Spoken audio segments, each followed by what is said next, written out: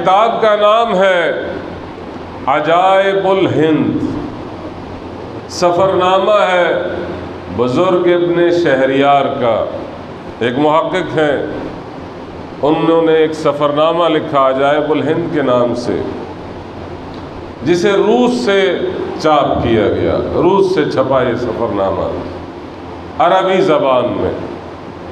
اس میں یوں لکھا ہے، توجہ کیجیے گا، جب یہ بزرگ ابن شہریار سفر کرتے ہوئے بر صغیر سے گزرا تو اس نے اپنے سفر نامے میں یہ لکھا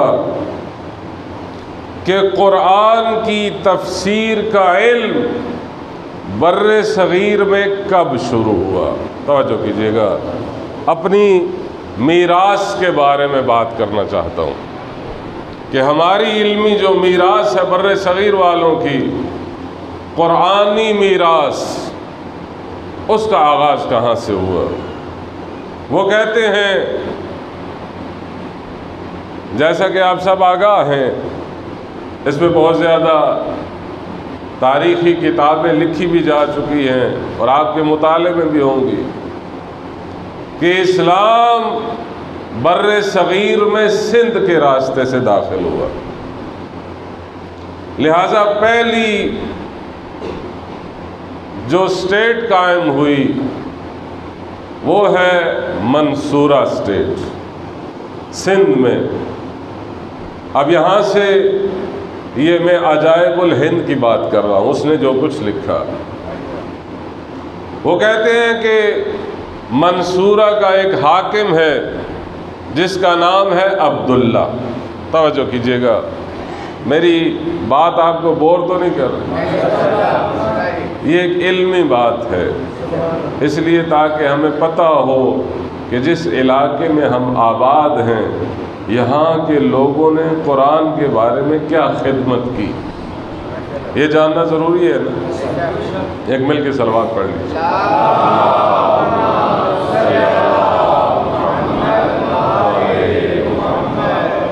یہ حاکم منصورہ عبداللہ، اس کے بارے میں انہوں نے لکھا کہ ان کے پاس کشمیر سے ایک راجہ ہے جس کی وہاں پر حکومت ہے، جس کا نام ہے راجہ محروق۔ اس نے خط لکھا کہ میں نے سنا ہے سندھ میں اسلام آ چکا ہے اور میں اس دین کو جاننا چاہتا ہوں کہ یہ دین کیا ہے۔ ہندو تھا، کہا میں جاننا چاہتا ہوں۔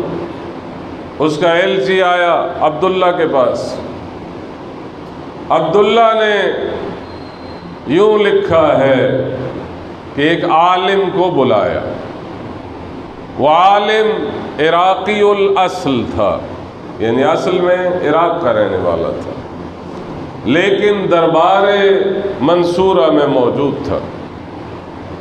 اس کو بلا کے مامور کیا کہ جاؤ راجہ محروق کو اسلام سے آشنا کرواؤ۔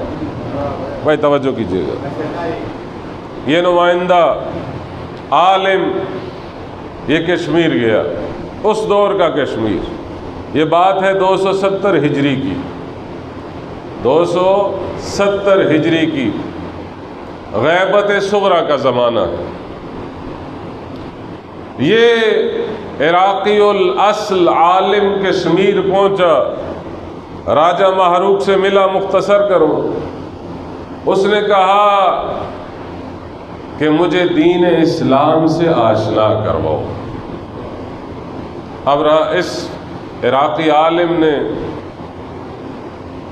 دینی جو ابتدائی تعلیمات تھیں وہ تعلیم دینا شروع کی، اور ساتھ ساتھ قرآن کی آیات تلاوت کرنا شروع کی۔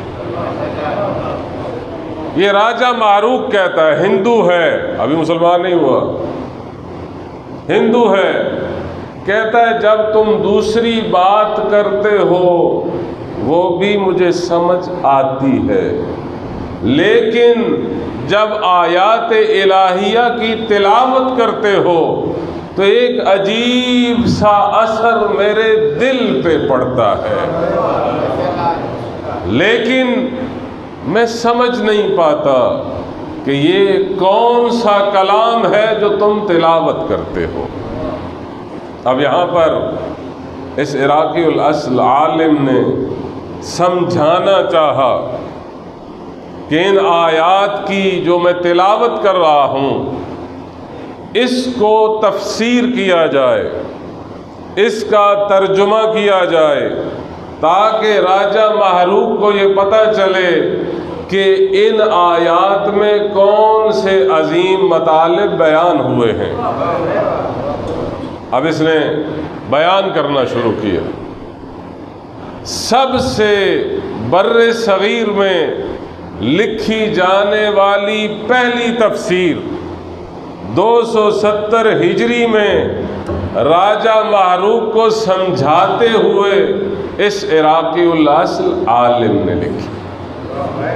یہ تفسیر سورہ یاسین تک بیان ہوئی، اور آج یہ تفسیر تو ہمارے درمیان نہیں ہے، لیکن یہ عجائب الہند کی تاریخی سند یہ بتاتی ہے کہ غیبت صغریٰ سے ہی بر صغیر میں قرآن کی تفسیر کا آغاز ہو چکا تھا۔ عزیزان گرامی، اس کے بعد ایک سلسلہ ہے کہ علماء، صوفیاء، بہت سارے اہل تشیع کے علماء، بہت سارے اہل تسنن کے علماء، انہوں نے مختلف طریقوں سے خانقاہوں میں اور مختلف حلقہ اجتماع میں قرآن کی تفسیر بیان کی، لیکن